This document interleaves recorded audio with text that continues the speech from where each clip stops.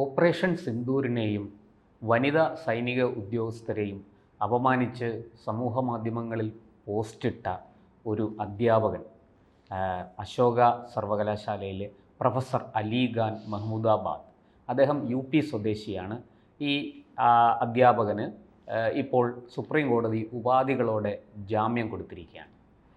ഈ അധ്യാപകൻ്റെ വേരുകൾ അന്വേഷിച്ചു പോയ RSS മുഖപത്രമായ ഓർഗനൈസർ വാരിക ഞെട്ടിക്കുന്ന ചില വിവരങ്ങളാണ് പങ്കുവയ്ക്കുന്നത്. ഓർഗനൈസർ വാരികയിലെ വിശദമായ ലേഖനത്തിലേക്ക് നമുക്ക് ഒന്ന് കണ്ണോടിക്കാം.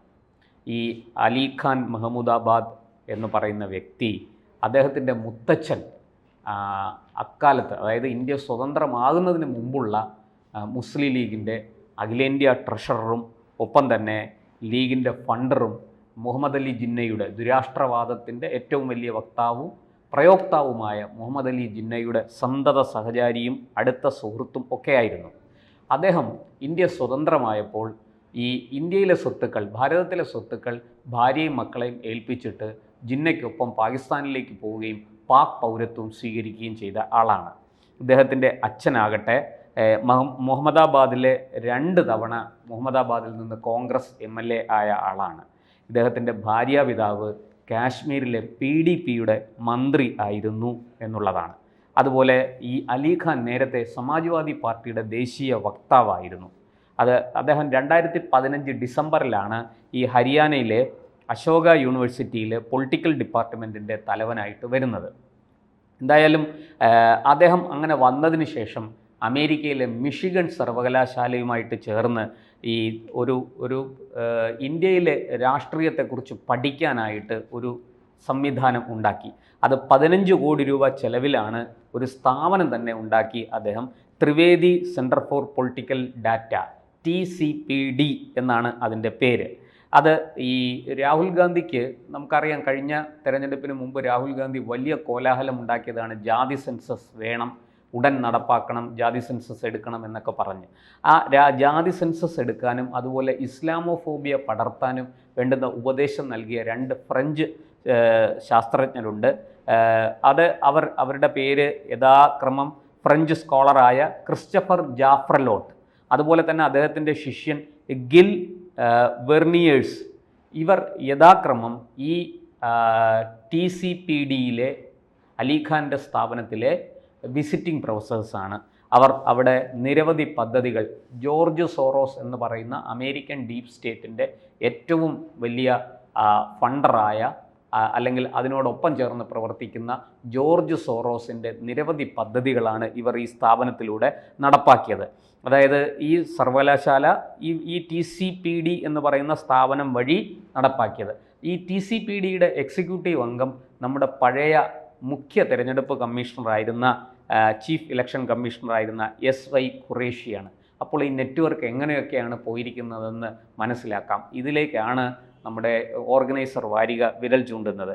ഈ 2024 തെരഞ്ഞെടുപ്പിൽ ഞാൻ പറഞ്ഞല്ലോ, വളരെ ശക്തമായിട്ട് ജാതി സെൻസസ്, അതുപോലെ തന്നെ ഇസ്ലാമോഫോബിയ, ഇതിനെ സംബന്ധിച്ച ഒരു ആഖ്യാനങ്ങൾ, ഇതിനെ സംബന്ധിച്ച നരേറ്റീവ്സ് കൃത്യമായിട്ട് ഉപയോഗപ്പെടുത്താൻ ഇവർ നടത്തിയ പരിശ്രമം ചെറുതല്ല, ഇവരൊഴുക്കിയ വിയർപ്പും ചെറുതല്ല. അതുപോലെ തന്നെ ഇവരെ സംബന്ധിച്ച് മറ്റൊരു പ്രധാനപ്പെട്ട ഒരു കാര്യം കൂടിയുണ്ട്. അതായത് ഇവർ കമ്മ്യൂണലൈസിങ് സിറ്റിസൺഷിപ്പ് ഇൻ ഇന്ത്യ, അഥവാ ഇന്ത്യയിലെ വർഗീയവൽക്കരിക്കപ്പെടുന്ന പൗരത്വം എന്നൊരു പ്രോജക്റ്റ് ഇവർ നടപ്പാക്കി. അതിനെക്കുറിച്ചുള്ള പഠനങ്ങൾ, അതിനെക്കുറിച്ചുള്ള സെമിനാറുകൾ, അതിനെക്കുറിച്ചുള്ള ചർച്ചകൾ, ഇങ്ങനെ വലിയ തോതിൽ ഈ രാജ്യത്ത് മുഴുവനും, കന്യാകുമാരി മുതൽ കാശ്മീർ വരെ ക്യാമ്പയിൻ തന്നെ നടത്തി. അതിനുള്ള പ്രധാന ഫണ്ട് ചെയ്തിരിക്കുന്നത് ജോർജ് സോറോസിൻ്റെ ഒരു NGO ആണ്. $1,20,000 അതിനുവേണ്ടി അവർ ചെലവഴിച്ചത്. തുകയുടെ വലിപ്പം എത്രയെന്ന് മനസ്സിലായല്ലോ, $1,20,000.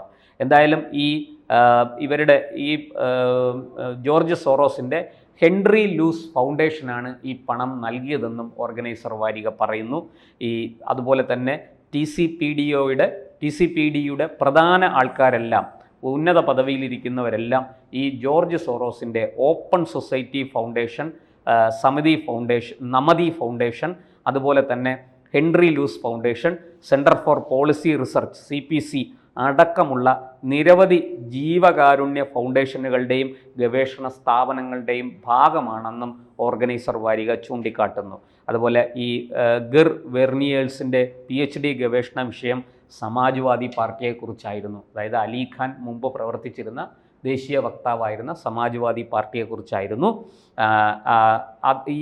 ഈ ഇത്രയും വിവരങ്ങൾ പങ്കുവയ്ക്കുമ്പോൾ ഓർഗനൈസർ വാരിക ചൂണ്ടിക്കാണിക്കുന്നത് അലിഖാനും മുത്തച്ഛനെ പോലെ തന്നെ ദുരാഷ്ട്രവാദത്തിൻ്റെ വിത്തുകൾ പാകാനാണ് ഇന്ത്യയിൽ പരിശ്രമം നടത്തിക്കൊണ്ടിരിക്കുന്നത് എന്നാണ്.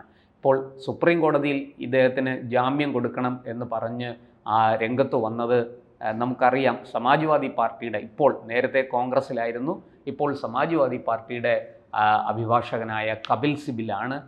പക്ഷേ കോടതി ഈ കേസ് തള്ളിക്കളയണം എന്നാണ് കപിൽ സിബിൽ ആവശ്യപ്പെട്ടത്. കോടതി അതിന് തയ്യാറായില്ല. കോടതി അന്വേഷണം നടക്കട്ടെ, ഹരിയാനയ്ക്ക് പുറത്തുള്ള 3 IPS ഓഫീസർമാരുടെ നേതൃത്വത്തിൽ പ്രത്യേക അന്വേഷണ സംഘം രൂപീകരിക്കാനാണ് സുപ്രീം കോടതി നിർദ്ദേശിച്ചിരിക്കുന്നത്. അതിൻ്റെ അടിസ്ഥാനത്തിൽ കേസ് അന്വേഷിക്കണം.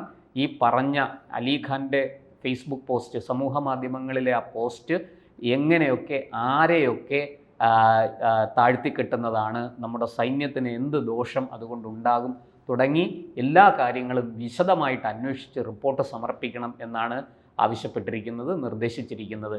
എന്തായാലും അലിഖാൻ നടത്തിയിരിക്കുന്ന ഈ സൈന്യത്തെയും നമ്മുടെ ഓപ്പറേഷൻ സിന്ദൂറിനെയും ഈ മുതിർന്ന വനിതാ സൈനിക ഉദ്യോഗസ്ഥരെയും ആക്ഷേപിച്ചുകൊണ്ടുള്ള, അല്ലെങ്കിൽ അവരെ അപമാനിച്ചുകൊണ്ടുള്ള ഈ പോസ്റ്റ് നിസ്സാരമായിട്ട് തള്ളിക്കളയാൻ സാധിക്കില്ല എന്ന് സുപ്രീം കോടതി പറഞ്ഞിരിക്കുന്നു.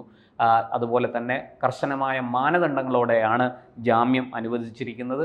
പാസ്പോർട്ട് അടക്കമുള്ള സാധനങ്ങൾ കോടതിയിൽ സമർപ്പിക്കണം, മെട്രോപൊളിറ്റൻ കോടതിയിൽ സമർപ്പിക്കണം. മെട്രോപൊളിറ്റൻ കോടതി നിശ്ചയിക്കുന്ന ജാമ്യത്തുക കെട്ടിവയ്ക്കണം.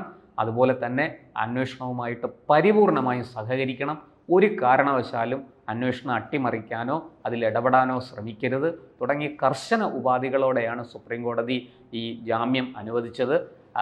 കപിൽ സിബൽ ഈ കേസ് തള്ളിക്കളയണം എന്നാവശ്യപ്പെട്ടപ്പോൾ കോടതി അദ്ദേഹത്തെ അതിരൂക്ഷമായി വിമർശിക്കുകയായിരുന്നു. ഇത്തരം ഒരു കാര്യം രാജ്യം മുഴുവനും ഒറ്റക്കെട്ടായി നിന്ന് ഒരു വലിയ വെല്ലുവിളിയെ നേരിടുന്ന അവസരത്തിൽ ഇത്തരത്തിലുള്ള അപസ്വരങ്ങൾ ആരെ തൃപ്തിപ്പെടുത്താനാണ് എന്നാണ് കോടതി ചോദിച്ചത്. കപിൽ സിബലിന് മറുപടി ഉണ്ടായില്ല. അലിഖാൻ എന്ത് അർത്ഥത്തിലാണ്, അല്ലെങ്കിൽ എന്തൊക്കെ ലക്ഷ്യം വെച്ചാണ് ഇത്തരത്തിൽ പോസ്റ്റ് ഇട്ടത് എന്ന് തീർച്ചയായിട്ടും അന്വേഷിച്ച് കണ്ടെത്തണം എന്ന് തന്നെയാണ് സുപ്രീം കോടതി നിർദ്ദേശിച്ചിരിക്കുന്നത്. എന്തായാലും ഈ അലിഖാൻ തൻ്റെ പാരമ്പര്യം ഉപേക്ഷിച്ചിട്ടില്ല.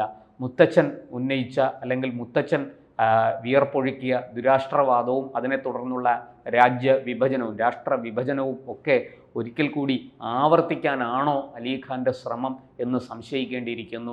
സമാജ്വാദി പാർട്ടി ആകട്ടെ, കോൺഗ്രസ് ആകട്ടെ ഇതിനൊക്കെ മറുപടി പറയുന്നില്ല, അവർ മൗനം പാലിക്കുകയാണ്. എന്നാൽ ജോർജ് സോറോസിൻ്റെ ബന്ധവും ഇതുപോലെയുള്ള വിദേശങ്ങളിൽ നിന്ന് രാഹുലിനെ ഉപദേശിക്കുന്ന ഈ സ്കോളേഴ്സ്, പണ്ഡിതന്മാരായ ആൾക്കാരെക്കുറിച്ചും ഒക്കെ ഓർഗനൈസർ വാരിക പുറത്തുവിട്ടിട്ടും ഒരക്ഷരവും കോൺഗ്രസ് അതിനെക്കുറിച്ച് മിണ്ടുന്നില്ല, സമാജ്വാദി പാർട്ടി മിണ്ടുന്നില്ല. അവർക്കൊന്നും തന്നെ ഇക്കാര്യത്തിൽ ഒന്നും പറയാനില്ല. ഓർഗനൈസർ നൽകിയ വിവരങ്ങൾ തെറ്റാണോ ശരിയാണോ എന്ന് പോലും അവർ ഒരു തരത്തിലും അതിനെക്കുറിച്ചുള്ള ഒരു പരാമർശവും നൽകുന്നില്ല. അലിഖാൻ മുഹമ്മദാബാദ് തൻ്റെ ആ പദവി, ഒരു പ്രൊഫസറാണ്, അസോസിയേറ്റ് പ്രൊഫസറാണ് എന്നുള്ള ആ പദവി പോലും മറന്നുകൊണ്ട് ഇത്തരത്തിൽ നമ്മുടെ രാജ്യത്തെയും സൈന്യത്തെയും മുതിർന്ന വനിതാ സൈനിക ഉദ്യോഗസ്ഥരെയും അപമാനിക്കാൻ ശ്രമിച്ചിരിക്കുന്നു എന്നുള്ളതാണ് ഇതിൽ നിന്നൊക്കെ വ്യക്തമാകുന്നത്.